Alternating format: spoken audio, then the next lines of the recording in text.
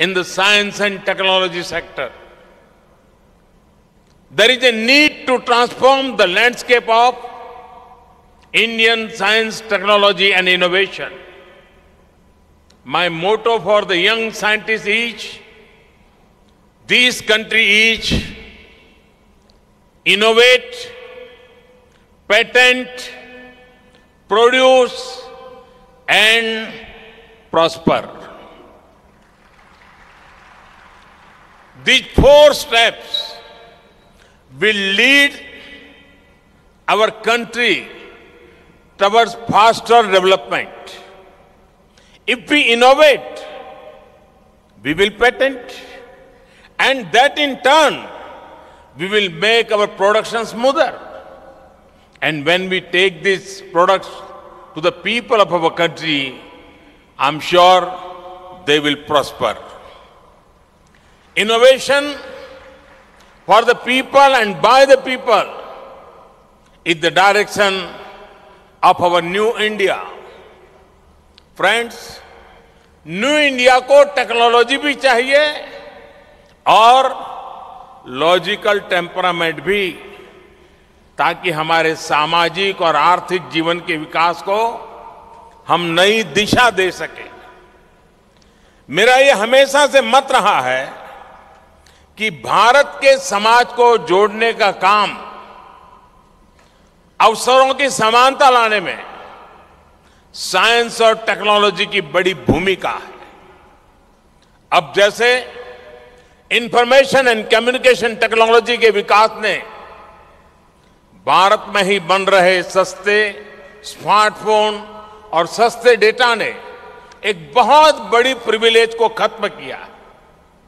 इससे आज सामान्य से सामान्य नागरिक को भी विश्वास हुआ है कि वो अलग नहीं, वो भी सीधा सरकार से कनेक्टेड है, उसकी आवाज सीधे सरकार तक पहुंच रही है। ऐसे ही परिवर्तनों को हमें और प्रोत्साहित करना है, मजबूत करना है। साथियों, इस बार आपने रूरल डेवलपमेंट में साइंस और टेक्नोलॉजी की भूमिका पर चर्चा रखी है, इसलिए मैं इसी क्षेत्र की थोड़ा और विस्तार से बात करूंगा।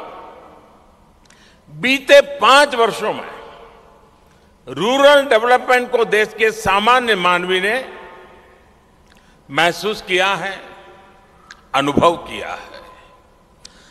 स्वच्छ भारत अभियान से लेकर आयुष्मान भारत तक दुनिया की सबसे बड़ी योजनाएं जो आज इफेक्टिव डिलीवरी के लिए सराही जा रही है, उनके पीछे की ताकत अगर कोई है तो वो है टेक्नोलॉजी और गुड इफेक्टिव गवर्नेंस के लिए हमारी प्रतिबद्धता।